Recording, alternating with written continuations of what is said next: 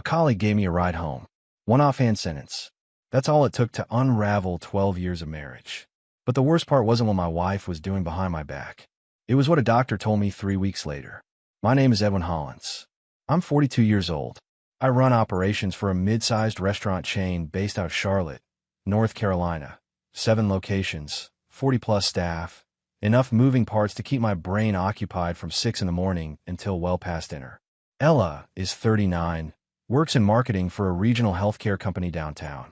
We have a daughter named Mia, 9 years old, sharp as a tack and full of energy. Our life, on paper, looks solid. House in a good neighborhood, decent savings, date nights every other Friday. The kind of setup that makes people at cookouts say, "You two are goals." Goals. Right. It started on a Thursday evening in late October. I'd wrapped up a supply meeting with a vendor out in Concord, and my truck was in for brake work. Bad timing, as usual. My colleague Reed Garner, who handles vendor contracts for 2 of our locations, offered to swing me back toward the city. Reed's a straight shooter, mid-40s, not the type to gossip or stir the pot. That's exactly why what he said hit differently. We were 20 minutes into the drive, talking about a supplier who'd been shorting us on produce weights, when Reed went quiet for a second. Then he said, almost like he was thinking out loud, "Hey, random question. Does Ella still drive that white Acura? The MDX?" I glanced over at him. "Yeah, why?" Reed kept his eyes on the road. "Saw a car matching the description parked outside Meridian Grill 2 nights ago. Tuesday. I was dropping off paperwork for the evening manager. Noticed it because the parking sticker on the back. Same gym Carla goes to." He paused. There was a guy with her. Didn't think much of it. Just figured it was a work thing. I said nothing for a moment. "What did he look like?" Reed shrugged. "Tall. Dark jacket." They were walking in together, close. I nodded slowly and changed the subject. But something inside me had already shifted. Quiet and invisible, like a fault line adjusting beneath still ground. I always trusted Ella completely, and it took one ride with a business partner to begin unraveling 12 years of certainty. When I got home that night, Ella was on the couch with a glass of wine, watching something on her laptop with earbuds in. She pulled one out and smiled at me. That easy, practice smile. "Long day." "Yeah," I said. "Supply meeting ran over. Dinner's in the fridge. I made that lemon chicken you like." I went to the kitchen. I heated the plate. I ate standing at the counter, staring at the window above the sink while the neighborhood outside went dark. She came in briefly to refill her wine, kissed my shoulder, and went back to the couch. Everything was normal. Everything was exactly, precisely normal. That was the part that got me. I thought about Tuesday night. I hadn't asked Ella about Tuesday. Not yet. I pulled out my phone and scrolled back through her texts from that evening. She'd messaged me at 6:47 p.m., staying a bit late, quarterly review prep. "Don't wait up." Meridian Grill was 12 minutes from her office. Meridian Grill was also not cheap. Not the kind of place you grab a quick bite during a work crunch. It was the kind of place you went when you wanted the evening to feel like something. I didn't confront her. Not that night. I wasn't ready. I needed more than Reed's offhand observation. I needed to know if my gut was reacting to something real, or if I was about to blow up my marriage over a parking lot coincidence. So I did what any man in my position does when he's not ready to face the answer. I made a mental note, said good night to my wife, and lay in the dark next to her listening to her breathe. Sleep didn't come easy, but decision did. I was going to find out what was really going on, quietly, carefully, and without showing a single card until I had the whole hand. The next 3 days, I said nothing. I smiled at breakfast. I asked about her meetings. I helped Mia with her homework while Ella sat on the couch, scrolling her phone. Normal. Routine. Exactly what she expected from me. But I was listening now. Really listening. Not the half-present, nod and move on kind of listening I've been doing for years. I mean the kind where you catch the half-second pause before an answer. Where you notice the slight shift in someone's eyes when they're reaching for a story rather than a memory. Ella's alibi structure was clean. Too clean. Every evening she was away, she had a reason. Always reasonable. Always just vague enough to not invite follow-up. Wednesday had been quarterly review prep. Thursday was happy hour with Denise. The following Monday was gym, then groceries. I checked the grocery receipt she left on the counter. $51. 2 bags. She'd been gone 3 hours. I started testing the edges. Gently, casually, the way you press on a bruise to figure out how deep it goes. Didn't you say Denise was out of town this month? I asked over coffee one morning, keeping my eyes on my mug. Ella didn't miss a beat. That's next week. She pushed it back. Right, I said. I forgot. She didn't even look up from her phone. I thought about Reed's observation every single day. That white Acura. The man in the dark jacket. Clothes. Walking in together. I replayed the words like a song I couldn't get out of my head. And underneath the replay, one question kept surfacing. How long? The following Friday, I told Ella I had to fly to Nashville for an emergency operations issue at our location there. I even packed a bag, drove to the airport, parked in short term, sat in the terminal for 40 minutes, had a coffee, then turned around and drove back to Charlotte. I parked 3 blocks from Meridian Grill at 6:15 p.m. By 7:02, Ella's white Acura pulled into the lot.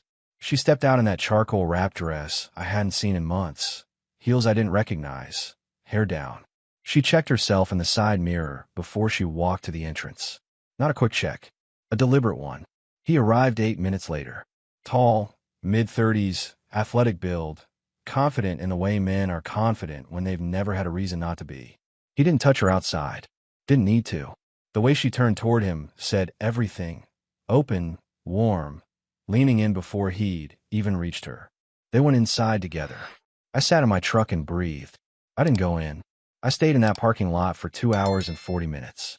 When they came out, she was laughing at something he'd said, her hand briefly touching his arm before she caught herself and pulled it back.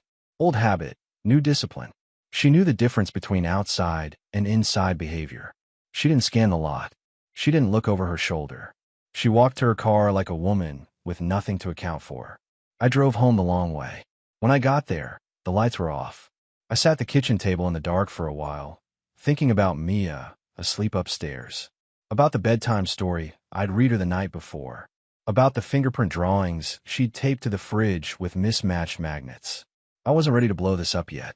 Not without knowing the full shape of what I was dealing with. The next morning I made a call.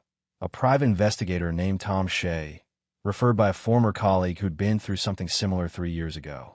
We met at a diner near my office. He was quiet, professional, asked the right questions and none of the wrong ones. I gave him dates, the name of the restaurant, the description of the man. He said he'd have preliminary information within 10 days.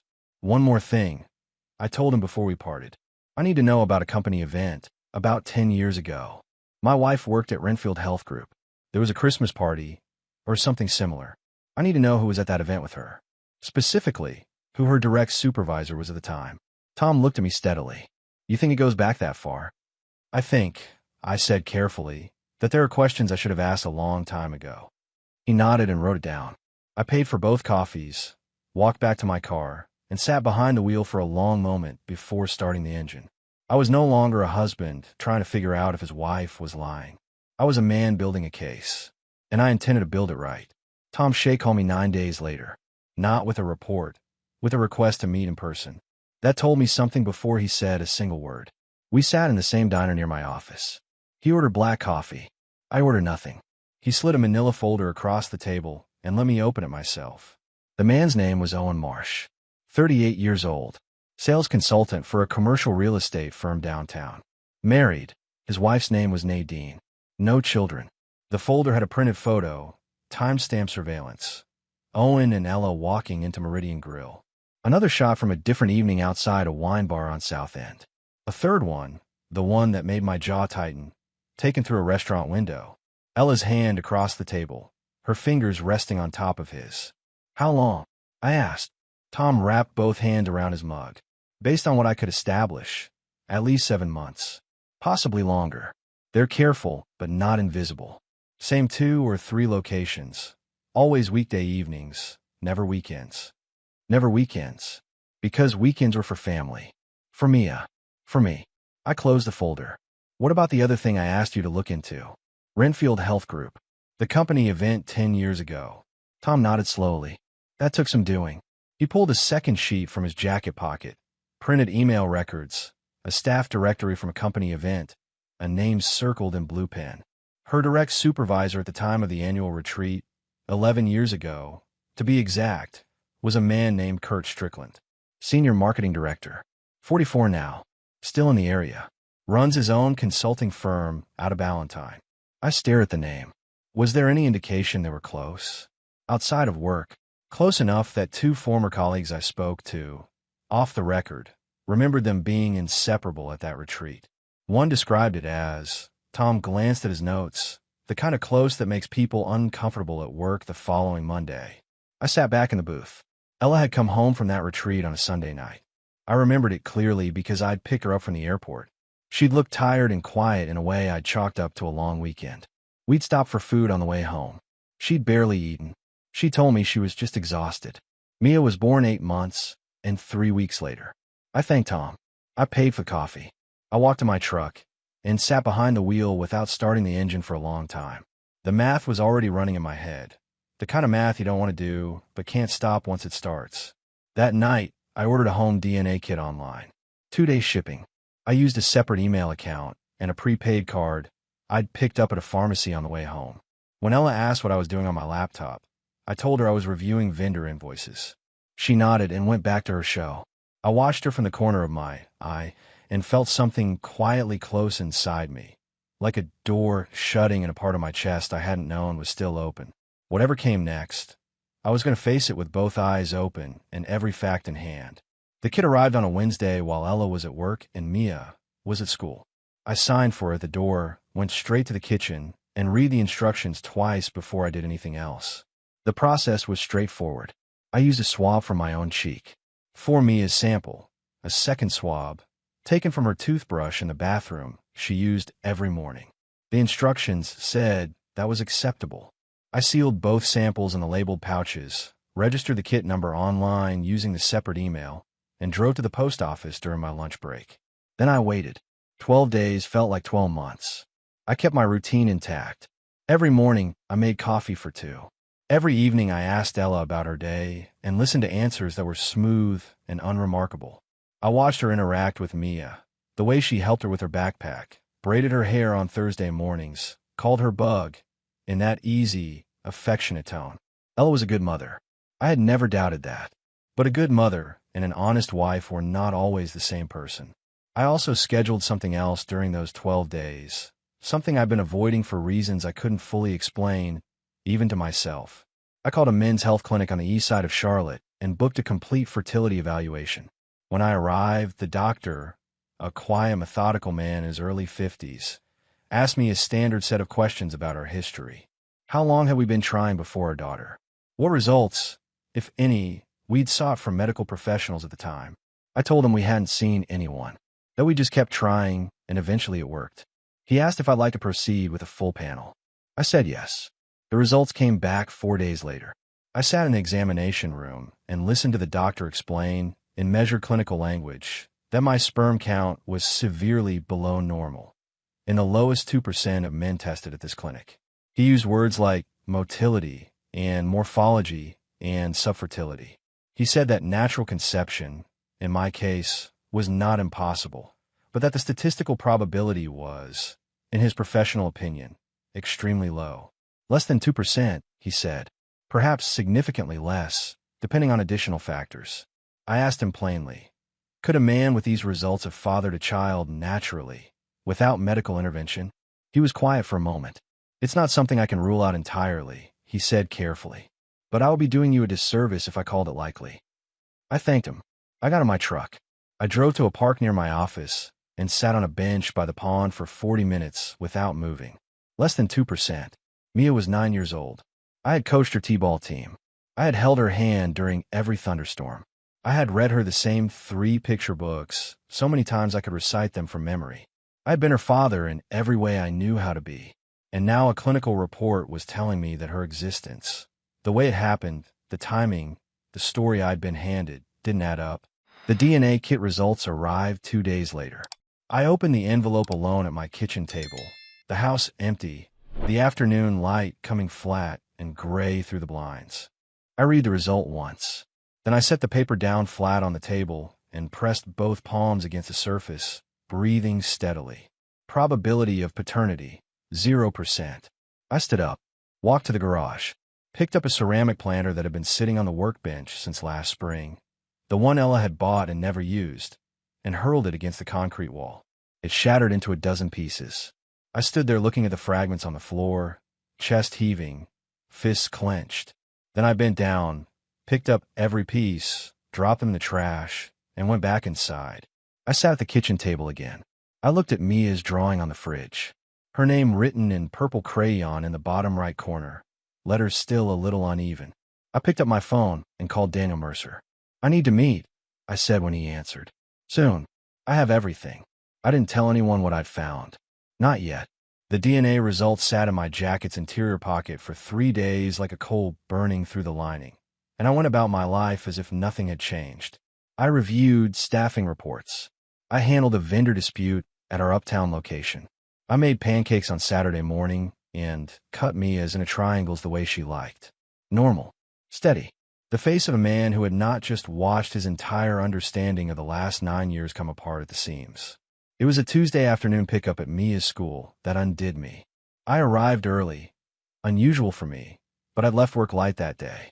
I waited near the main entrance with a handful of other parents, hands in my pockets, half watching the doors. When they opened and the kids came streaming out, I spotted Mia immediately. Purple backpack, one pigtail already half loose, the way it always was by end of day. She was walking beside another girl. Taller, dark-haired, same age. They were laughing about something, heads together. As they got closer, I caught the girl's profile and felt something go rigid in my chest. The cheekbones, the set of the eyes, the way her brow tilted slightly when she laughed.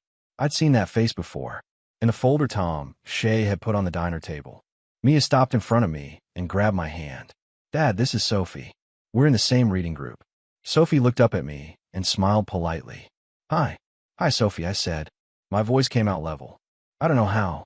On the drive home, Mia told me Sophie's dad was some kind of business consultant and that he sometimes picked Sophie up on Tuesdays. I nodded and asked follow-up questions I barely heard the answers to. My hand stayed steady on the wheel. Inside, I was already doing the arithmetic that no father should have to do. Sophie Strickland. Same school. Same reading group. Same face. That night, after Mia was asleep, I went to the garage. I stood at the workbench and picked up a ceramic bowl that had been sitting there since last summer. One of Ella's decorating projects she'd abandoned halfway through. I stared at it for a long moment. Then I hurled it against the far wall. It burst apart with a sharp report against the concrete. I stood there watching the pieces settle on the floor, chest heaving, jaw locked. Then I cleaned it up. Every fragment. Swept the dust into the trash. Turned off the garage light and went inside. I didn't sleep much that night. But by morning, I had made a decision about Kurt Strickland. I went back to Tom Shay first. I needed one more piece.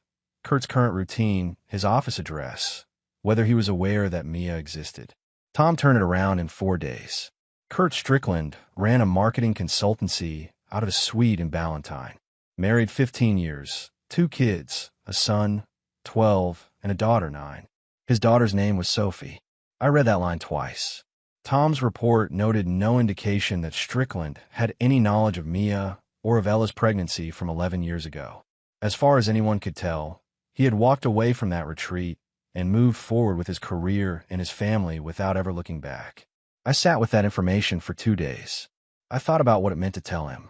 I thought about what it meant not to. I thought about Mia, sitting in a classroom next to a half-sister she didn't know existed, laughing over a reading assignment.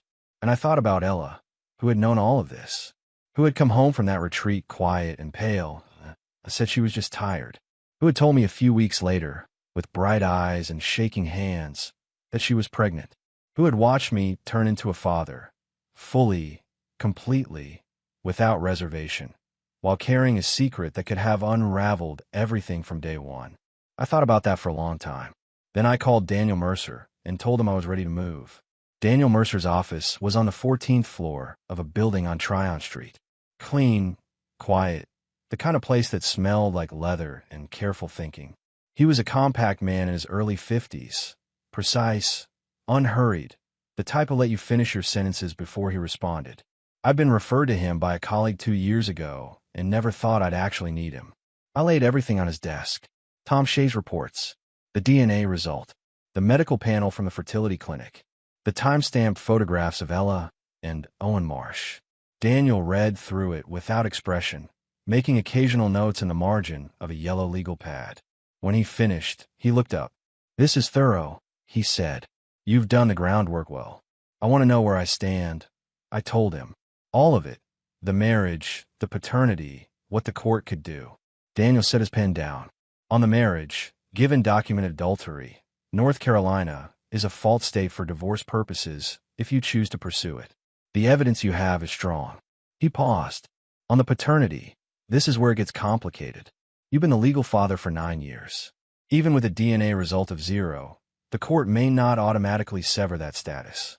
You could be required to continue financial support regardless of biology, depending on how the case is argued. I stared at him.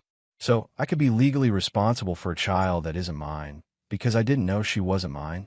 In several states, including this one, that's a very real possibility, Daniel said evenly. It's not a given, but it's a risk. Her attorney could argue established paternal relationship, emotional bond, best interests of the child. The air in the room felt thick. I exhaled slowly. What about the biological father? Kurt Strickland. Daniel nodded. If you choose to notify him, and if he acknowledges paternity, voluntarily or through a court-ordered test, that changes the landscape considerably. A confirmed biological father in the picture shifts legal and financial responsibility in your direction. I want him notified, I said. Daniel made a note. I can draft a formal letter through my office, or you can do it personally. I'd recommend through counsel. Keeps it clean. Through you, I said. Keep it clean. He nodded. We spent another hour going through the specifics. Asset division, the house, joint accounts, the timeline for filing. When I stood to leave, Daniel extended his hand. One more thing, I said before shaking it. Her attorney is going to argue that I knew, or should have known, that there were fertility questions and that I tacitly accepted the situation. Daniel's expression didn't shift. I've heard that argument before. We'll be ready for it. You have the medical records. You have the documentation that you never underwent any evaluation prior to the pregnancy. That's not tacit acceptance. That's a husband who trusted his wife. A husband who trusted his wife. I shook his hand and left. On the drive home, I took the long route, through the older neighborhoods where the oak trees still had their leaves. I thought about Mia. I thought about what I was going to do about the fact that I loved her completely, without qualification, and also could not stay inside the lie that had built her place in my life. The two things didn't cancel each other out, but they couldn't coexist forever, either. I had to choose what kind of man I was going to be on the other side of this, and I already knew the answer. I chose a Friday evening, not because it was dramatic, not because I wanted a scene, but because Mia had a sleepover at her friend's house, and I needed the house empty of everything that mattered before I opened the door to what was coming. I spent that afternoon methodically. I pulled Ella's clothes from the closet, dresses, blouses, the shoes lined up on the lower rack, and packed them into 2 large suitcases. Not recklessly, not with anger driving my hands. Deliberately. Folded where folding made sense, stacked where it didn't. I left her jewelry in the bathroom drawer because some of it had been her grandmother's, and I wasn't going to be the kind of man who used sentiment as a weapon. I pulled her toiletries from the cabinet under the sink and set them in a tote bag beside the suitcases. I left her side of the closet open and bare. Then I sat down at the kitchen table with a glass of water and waited. She walked in at 6:42 p.m. I heard the garage door, heard her keys hit the bowl by the door, heard the familiar rhythm of her heels on the tile. She came into the kitchen already talking, something about traffic on the interstate, and stopped mid-sentence when she saw the suitcases standing by the hallway entrance. The color shifted in her face. Just slightly.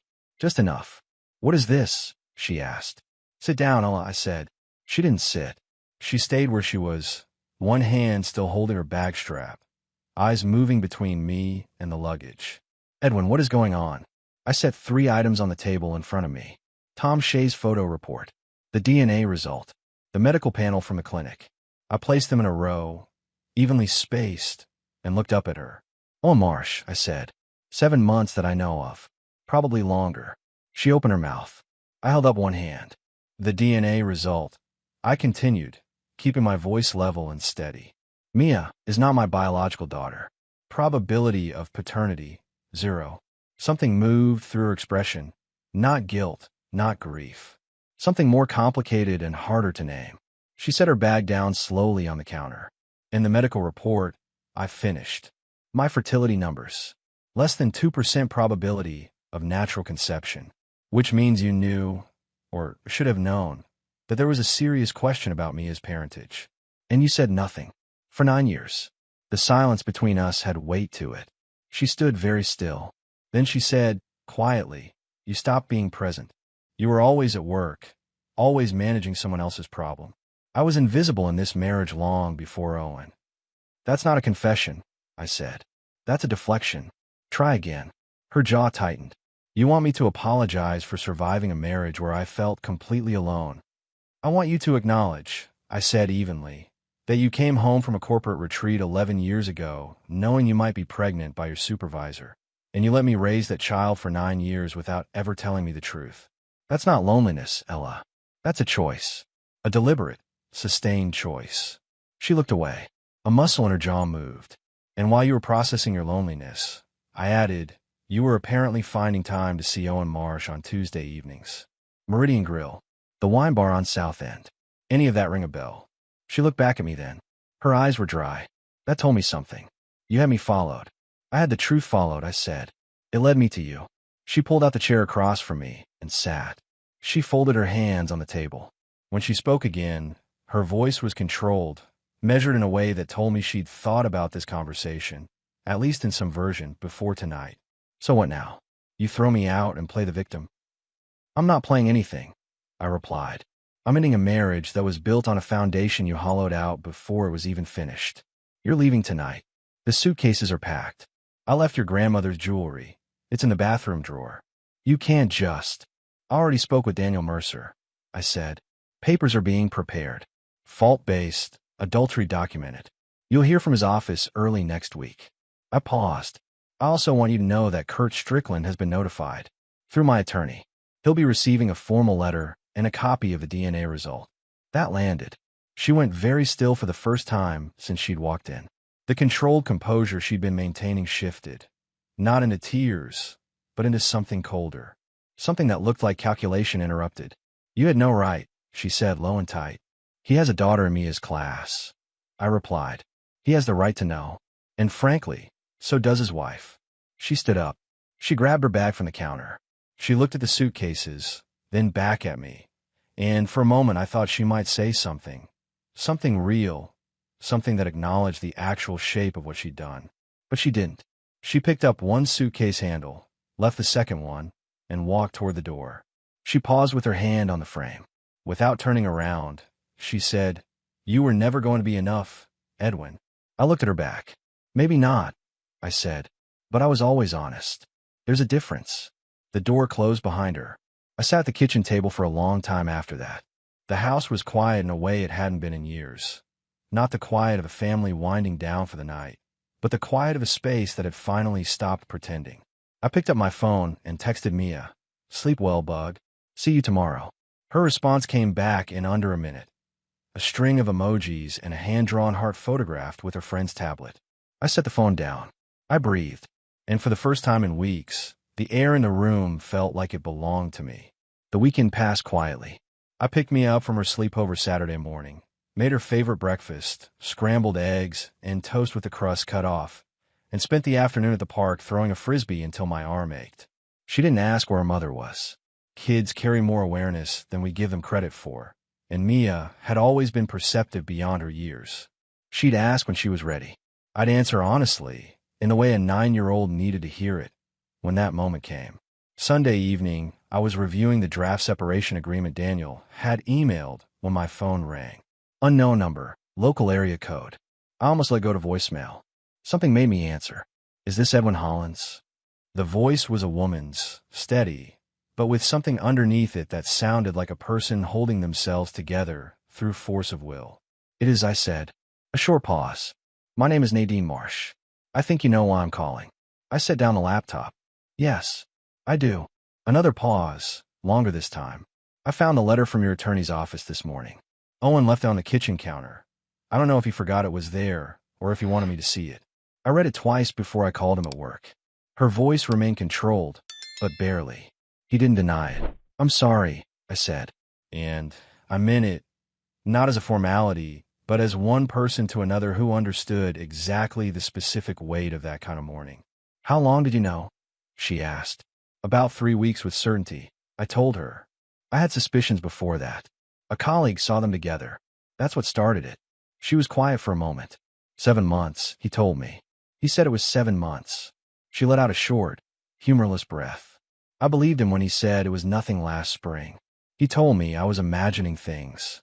That phrase hit somewhere familiar. "They're good at that," I said. "Yes." A pause. "I wanted to call you because I don't know exactly. Because I thought you deserved to know it wasn't just your marriage falling apart. And because I wanted to hear from someone who'd already been through the worst part of finding out." She stopped. "Does it get easier?" "Knowing." I thought about that honestly before I answered. "Knowing is actually the easier part," I said. "It's the not knowing that grinds you down. Once you know, you can move. You can make decisions. You have ground under your feet again." She absorbed that. "Your daughter," she said carefully. I read the letter. "I understand there's more to this than just Owen." "There is," I confirmed. "But I'm handling it." "Is she okay?" Nadine asked. "Your daughter?" The question surprised me. Not its content, but its kindness. "She's good," I said. "She's resilient. She's 9, and she throws a frisbee better than I do. So, I think she's going to be fine." A small, genuine sound on the line. Almost a laugh, almost not. "I hope so," Nadine said quietly. "I hope you both are." We said goodbye shortly after. No exchange of information, no plans to speak again. Just two people who'd been living adjacent to the same deception, briefly sharing the weight of it before each going back to carry their own. I sat for a while after the call. Then I opened Daniel's email again and read the draft agreement carefully, making notes in the margins where I had questions.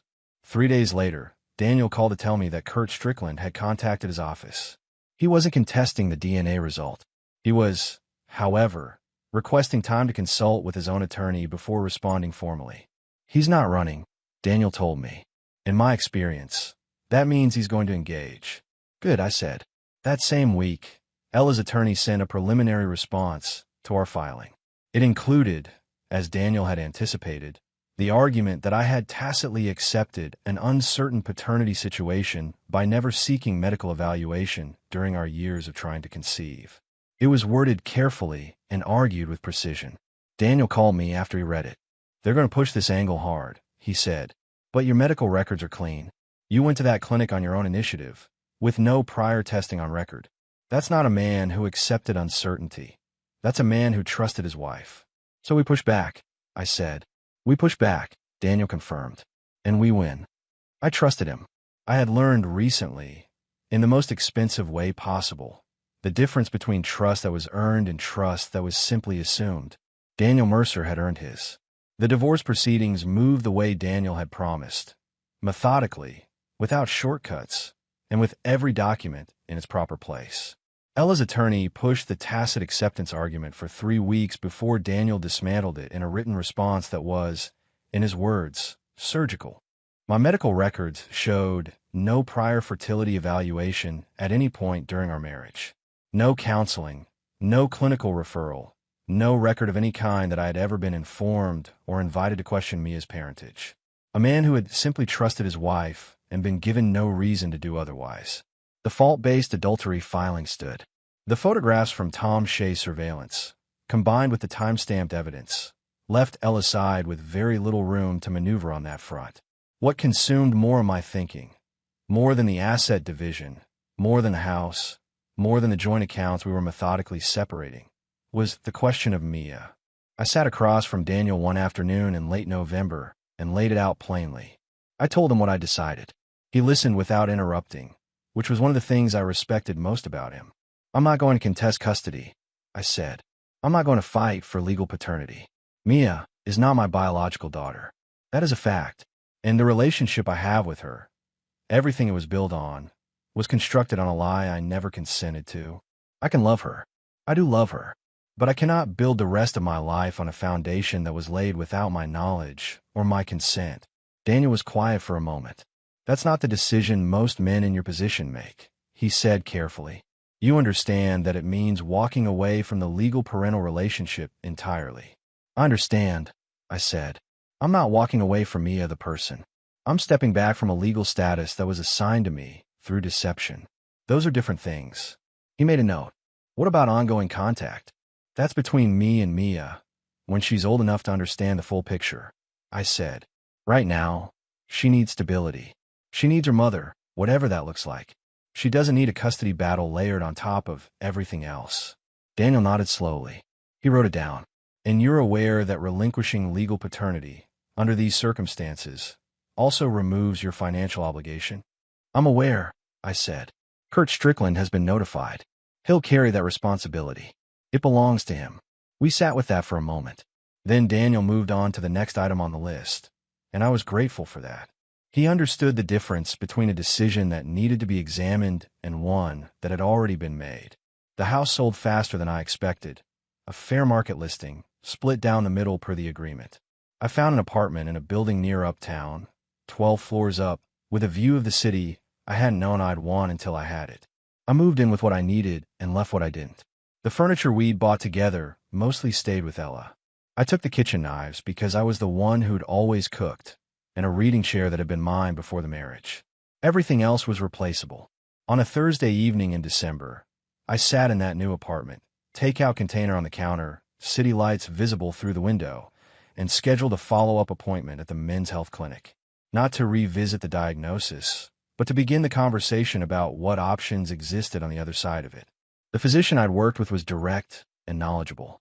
There were paths, treatments, things worth exploring when the time was right.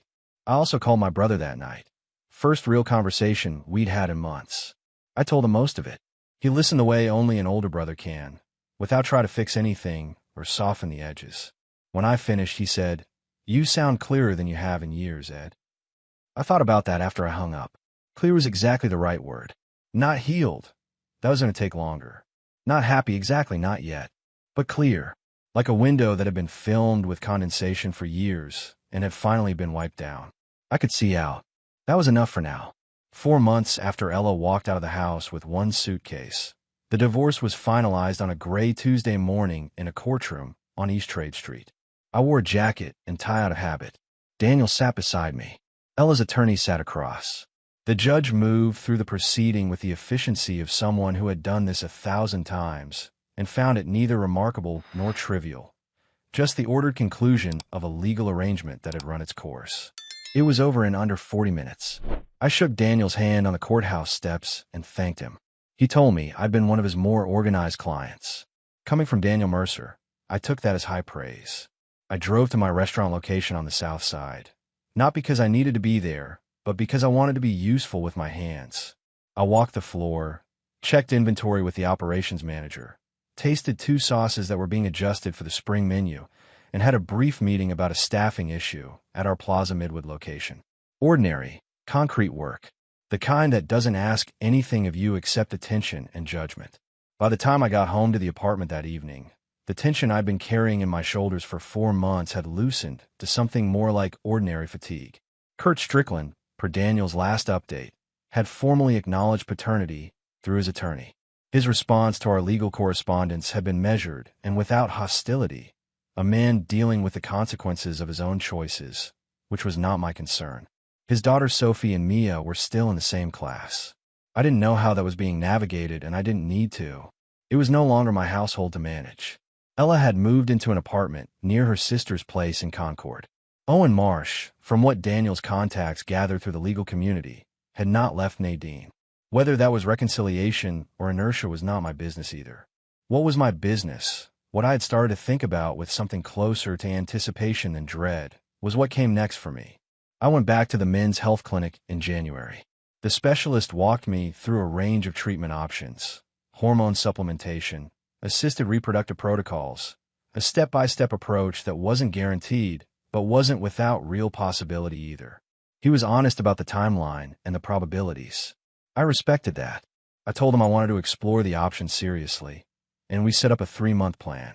I also spent a long evening in February writing out, not for anyone else, just for myself, the terms I intended to bring into any future relationship, not as a list of demands, but as the architecture of a life I was building with my eyes fully open this time. At the top of that list, honesty early and without exception. And beneath that, stated plainly, any woman I chose to build a family with would need to understand that I would require a paternity confirmation when a child was born. Not from suspicion, not as an accusation, but as a man who had learned, at significant cost, that love without verification in that specific context had nearly erased him. I was not willing to repeat that. I was not willing to raise another child I loved completely only to learn, through a manila envelope on a kitchen table, that the entire premise of that love had been a construction someone else had made for their own convenience. If a woman found that condition unacceptable, that told me everything I needed to know before we got any further.